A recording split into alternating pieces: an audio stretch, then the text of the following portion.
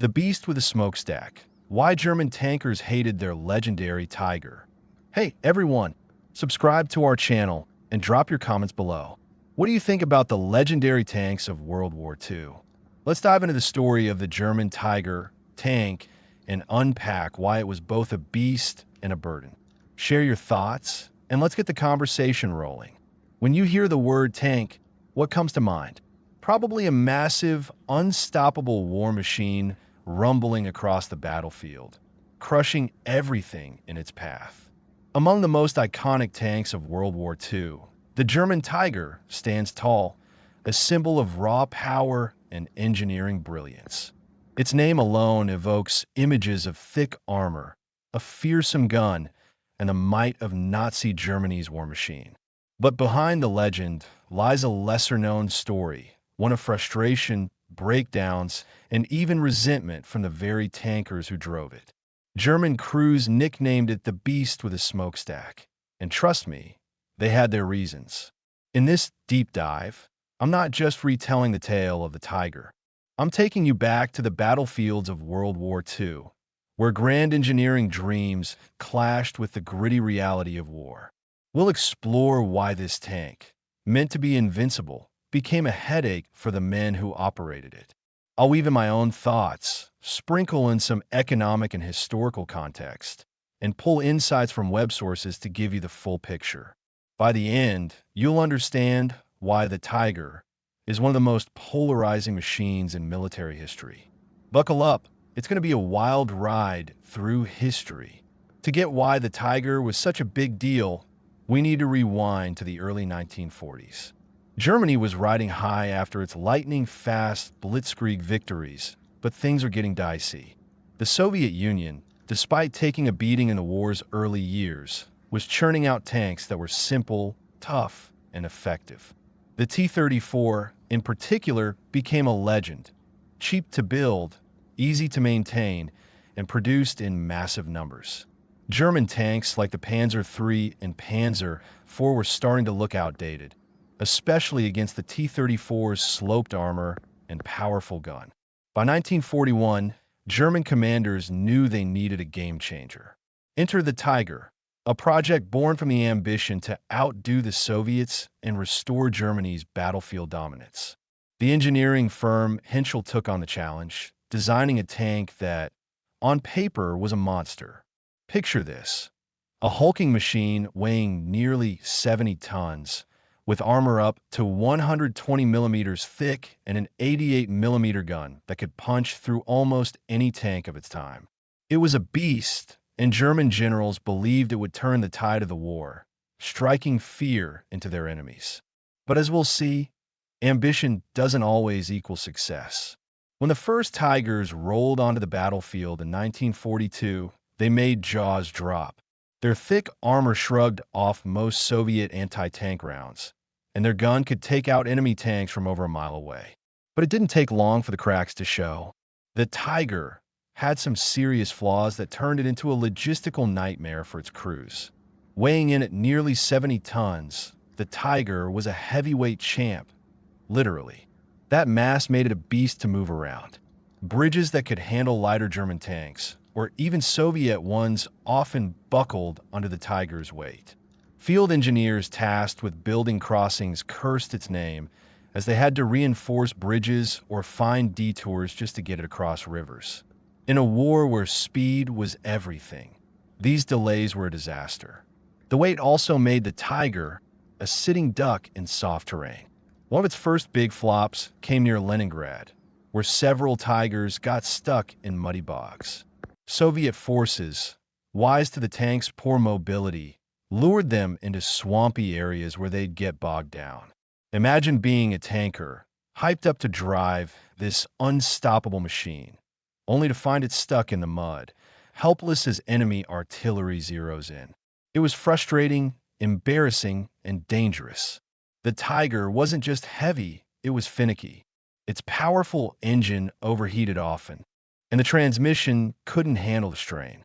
German engineers, aiming for perfection, made the tank overly complex. Its suspension system used a bunch of interleaved road wheels, which helped with stability but turned repairs into a nightmare. If one wheel broke, mechanics had to dismantle half the suspension to fix it, a job that could take hours or even days in the field, often under enemy fire. Fixing the turret was even worse. To access certain parts, crews had to remove the entire turret using a special crane. In a chaos of war, those cranes were hard to come by. A Tiger with a minor issue could be out of action for days, waiting for the right equipment. Compare that to the Soviet T-34, which was so simple that field mechanics could patch it up with basic tools. German tankers, watching their beast break down again and again, started to grumble, and some outright despised it. Here's where things get wild. The Tiger could catch fire on its own. No enemy shells needed, just a faulty fuel system or an overheated engine.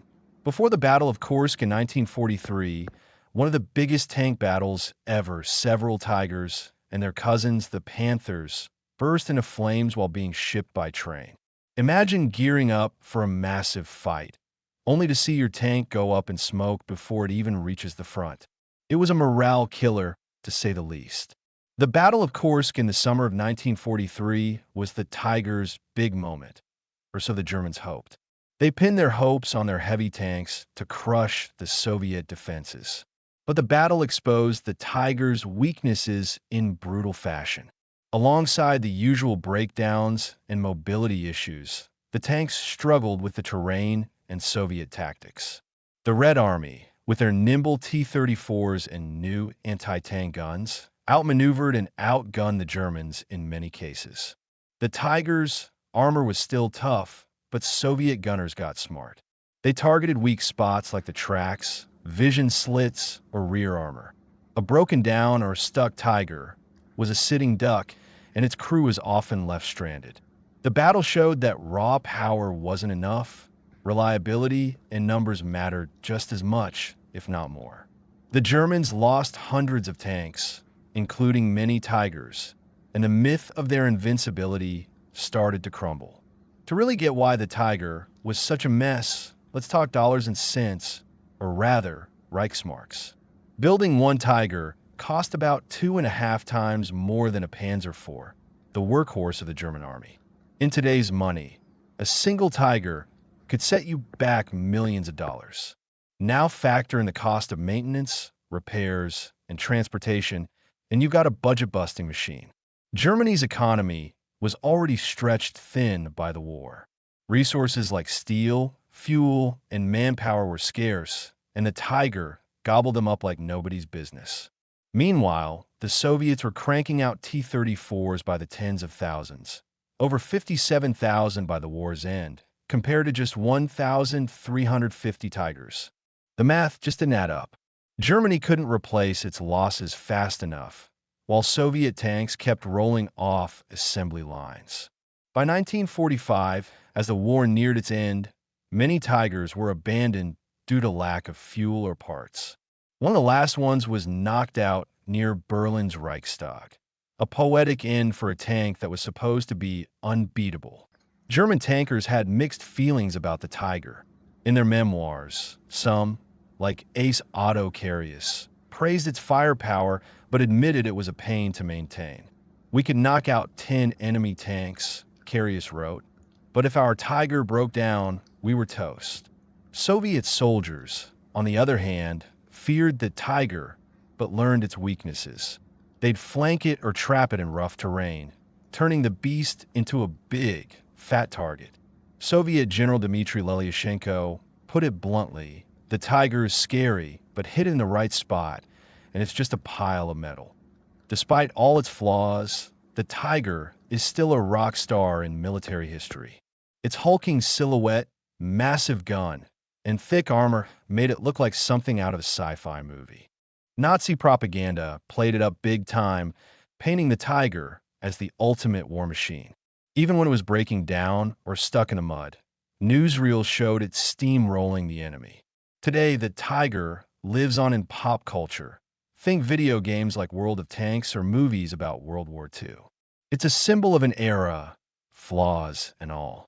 But the truth is, it was more of a bold experiment than a practical weapon. The Tiger's story has a big takeaway. Even the coolest tech can flop if it's not practical. In today's world, where companies race to build flashy gadgets or cutting-edge weapons, the Tiger reminds us to keep things reliable and affordable. Modern tanks like the American Abrams or Russia's T-14 Armada face the same challenge. How do you balance power with practicality? The Tiger shows that tilting too far toward ambition can backfire. The Tiger wasn't just a tank. It was a dream of invincibility that crashed into reality.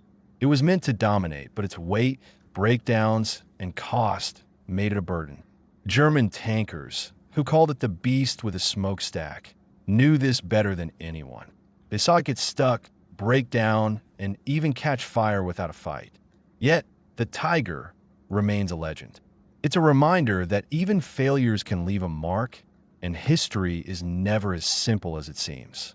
Let's learn from the past to build a better future, whether it's tanks, tech, or something else entirely. Don't forget to subscribe to our channel for more epic stories about war, machines, and the people who shaped history. Drop a comment.